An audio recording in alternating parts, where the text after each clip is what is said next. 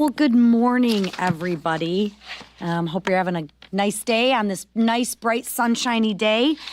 House Republicans made a promise, and it was simple: lower costs and bigger paychecks. This week, we are delivering again. We are passing 5 more bills to actually boost American paychecks and expanding benefits for working families.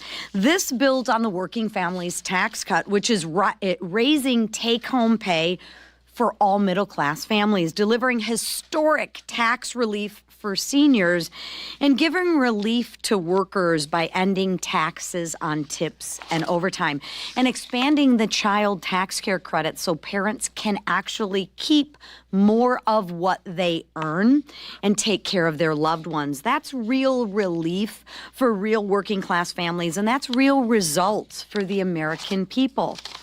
Now, we're even going further. We're making it easier for workers to gain new skills and encouraging employers to offer better benefits. These are common sense reforms that will actually improve people's lives. But we aren't just growing paychecks and boosting benefits. We're doing a lot more. We're finally fixing the broken way Washington spends your money. Following the strong passage of 3 funding bills last week, which no one thought we could get done, we are moving 2 more major appropriation bills forward this week to advance President Trump's agenda and vision of a golden age defined by security and growth. Gone are the days of bloated backroom deals. We are actually delivering full-year funding through a transparent process that actually guts bureaucracy, wasteful spending, and puts America first. You'd think Democrats would support that, right? Gut the waste, fraud, and abuse, right? You'd think the Democrats would support these pro-worker bills that better the lives of America, but they won't. Watch the floor this week. Democrats will vote against bigger paychecks and better benefits for Americans. They will, as usual, side with bloated government. They encourage the waste, fraud, and abuse, and they are on the side of the criminals.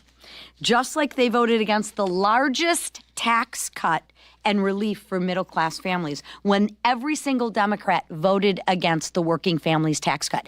Every single Democrat voted to raise all Americans' taxes. I don't know why we aren't covering that. Every single Democrat voted to raise Americans' taxes. Could we cover that a little bit? It's frustrating, not because these ideas don't work. So ask yourself, why don't the Democrats vote for common sense solutions? I'll tell you why. It's because Republicans are delivering, and they don't like that.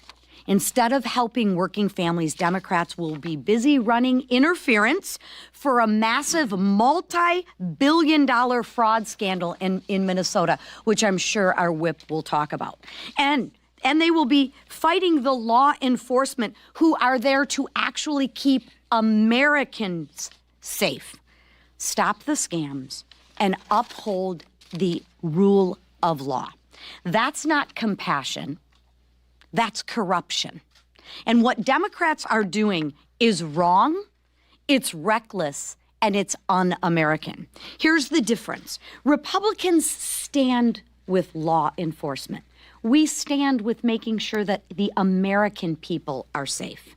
Republicans protect your hard-earned dollars and make sure that the money is going for good causes and making sure that we are getting value for our dollar. And Republicans will keep fighting to grow paychecks, lower costs, and build a stronger America for this generation and the generations to come.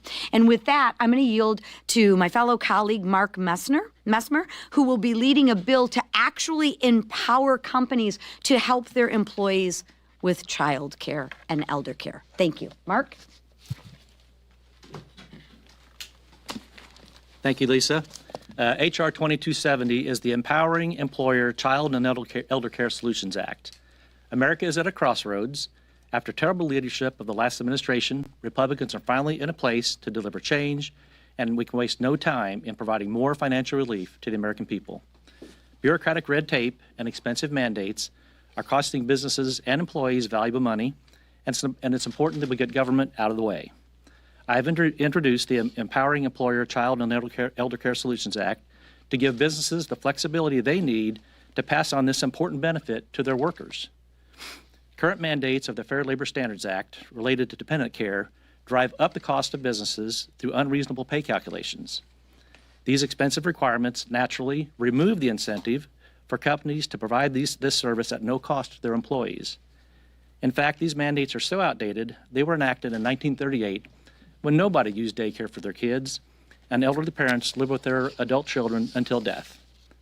In these modern times, we must get rid of red tape and let our businesses invest in the needs of their employees without punishing the company for doing just that.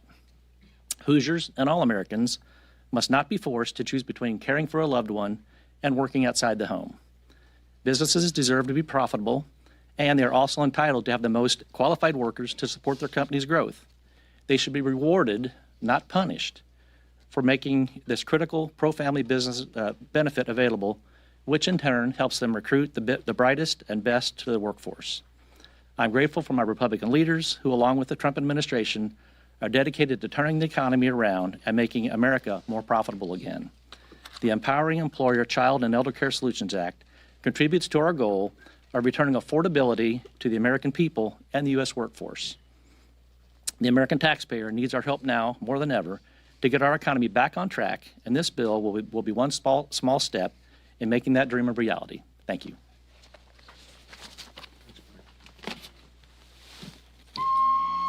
Just going to beat you to it. It's hurtful, Tom. It's hurtful, Tom. Well, I'm just trying to help the speaker. He was going to have to do it anyway. I want to begin by thanking President Trump and his all-star cabinet and federal law enforcement who have been working around the clock in my home state of Minnesota to combat rampant fraud and remove criminal illegal aliens from our communities. The worst of the worst are coming off our streets thanks to the immigration and customs enforcement officers. This includes murderers, rapists, kidnappers, and pedophiles. Yet you wouldn't know about this because our worthless paper, the Minneapolis Star-Tribune, doesn't report the truth. Law enforcement officers are repeatedly harassed, assaulted, and demonized by paid agitators and failed and corrupt politicians who care more about scoring points with the radicals in their party than enforcing the rule of law and keeping Minnesota safe. Minnesota's so-called leaders, like Governor Tim Walz, Attorney General Keith Ellison, and Mayor Jacob Fry, would rather go to war with the Trump administration than get criminal illegal aliens out of our communities and expose the fraud that's been allowed to run rampant on their watch. Once again, the Democrats have shown their true colors. Look no further than their ridiculous lawsuit yesterday. They're choosing to protect horrific criminals over law-abiding Minnesotans, and they're using your taxpayer dollars to do it. Thankfully, President Trump is once again stepping up where Tim Walz and Minnesota Democrats have failed by sending in additional officers and ending temporary protected status for Somalia. The Trump administration is putting the safety and security of Minnesotans first. Housing and Urban Development Secretary Scott Turner announced yesterday that under Joe Biden, the department likely paid $84 million in ineligible assistance, including assistance to over 500 dead tenants.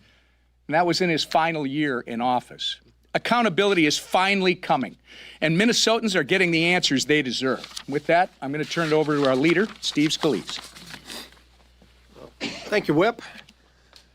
We have another busy week on the House floor addressing problems that were created under Joe Biden, dealing with cost of living. As our conference chair, Lisa McClain, talked about, we have brought so many bills to start unraveling the damage that Joe Biden created that led to all these cost increases in so many areas to finally start bringing them down so we could put more money in the pockets of hardworking Americans.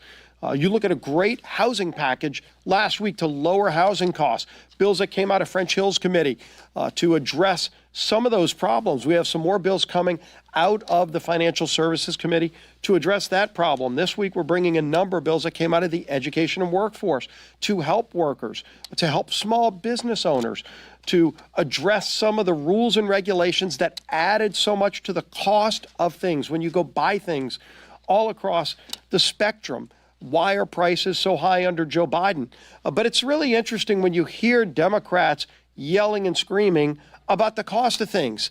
My question is, where were those Democrats when they were jacking up all those costs on families for 4 years under Joe Biden? Did Democrats forget? And do they think voters are going to forget that under Joe Biden for 4 years, gas prices doubled? Yes, doubled. Did they forget that under Joe Biden for 4 years, mortgage rates doubled? Where were the Democrats who are complaining now then when they were helped jacking up with all their spending and their corruption that they supported, and then those mortgage rates affected hardworking families under Democrat control here in Washington? Inflation under Joe Biden hit its highest level in 40 years. Where were those Democrats that are talking about it now as it's finally going down? Where were they when they were jacking it up? Interest rates reached their highest level in 22 years. Oh, and by the way, under Joe Biden and Democrats, when they were running this town, real take-home pay by workers had decreased under Biden by $3,000. Less money in your pockets under Joe Biden, and not a word, crickets, from Democrats in Washington. And now when you hear them, what they're really complaining about is the fact that Donald Trump is working with a Republican president to finally mop up the mess they created, to lower those costs. Think about this. Gas prices at their lowest level in 5 years. 5 years. And by the way, it wasn't just magic and pixie dust that did that. It was real policies that every Democrat voted no on to lower gas prices. We Republicans lowered gas prices. Every Democrat voted no. Not most of them, not some of them. Every single one of them. We brought a bill to lower health care costs. You've heard a lot about that from Democrats, right? There was a bill on the House floor just a few weeks ago to lower healthcare costs by 11%, according to CBO. Every single Democrat voted no on that bill. Core inflation is at its lowest level today in 5 years. 5 years. And Democrats voted against all the bills that we passed to root out waste, fraud, and abuse, which had a lot to do with lowering inflation. Everybody knows when you saw Democrats go on this crazy spending spree for 4 years, trillions of dollars in new spending, jacking up inflation, we finally said we're going to get control over spending. And not only that, we're going to root out waste, fraud, and abuse. And guess what? Every Democrat voted no on those bills.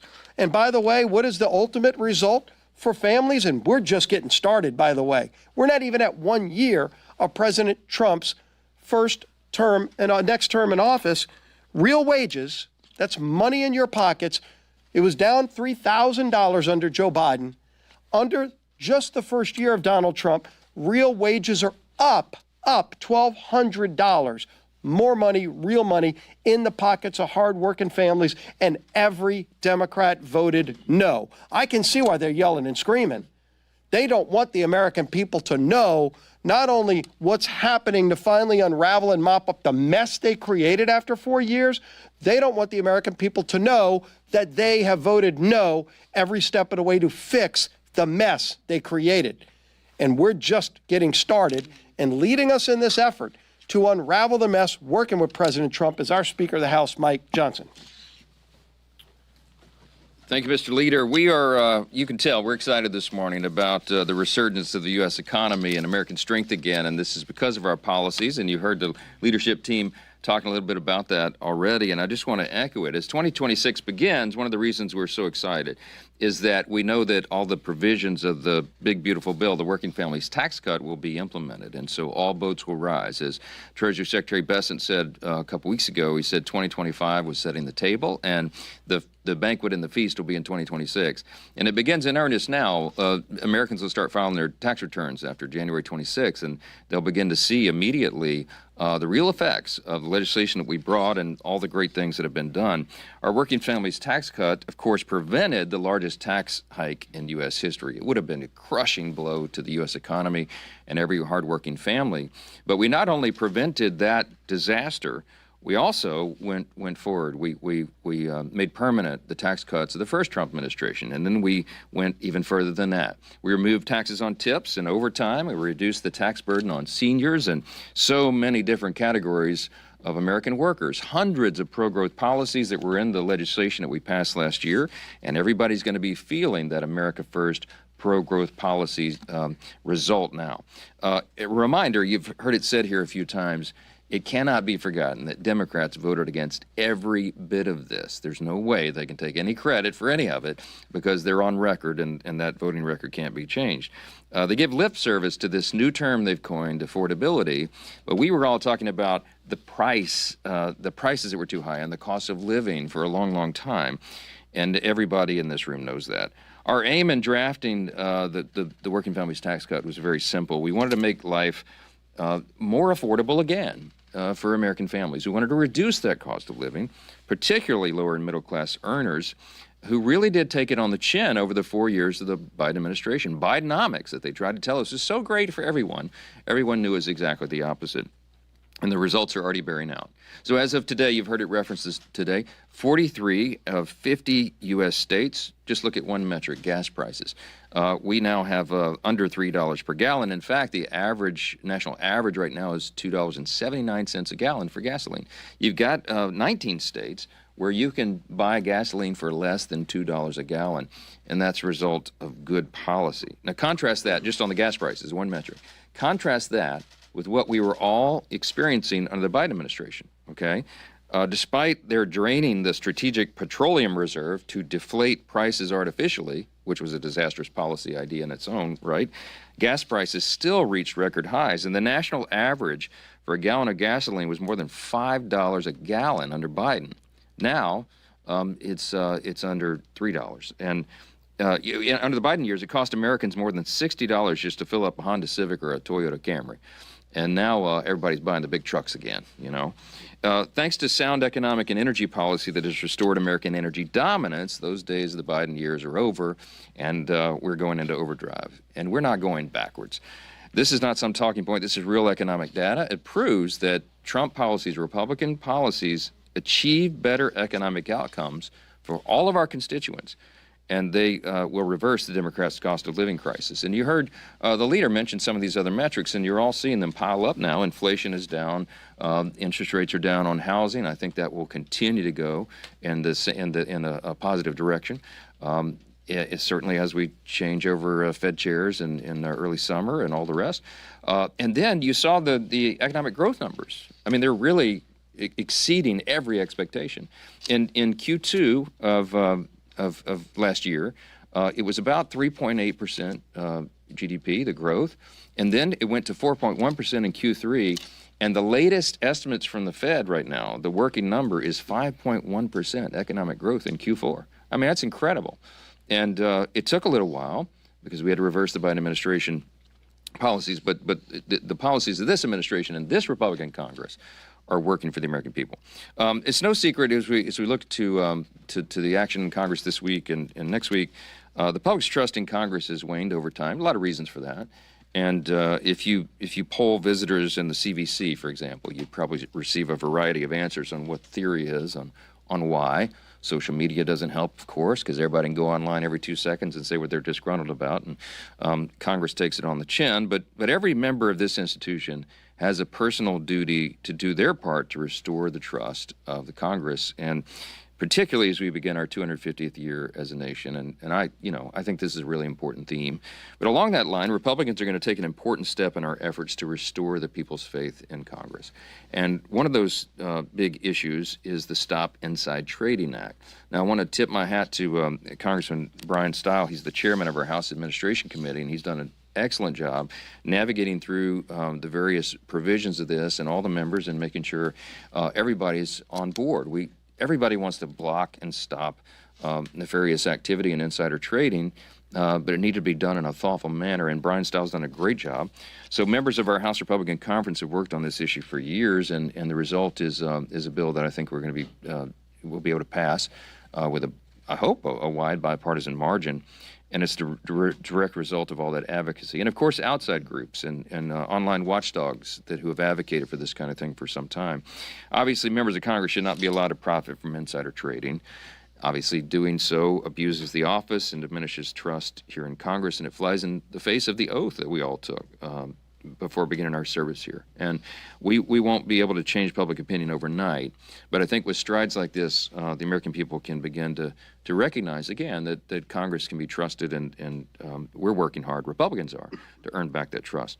Lastly, on the FY26 appropriations, this will be the second consecutive week that House Republicans will advance another set of FY26 approach bills. And I just want to say, I told you so. So many people in this room thought we would never do this again. And a lot of members didn't believe it either. They didn't believe we could actually break the end-of-year Christmas omnibus fever and all that.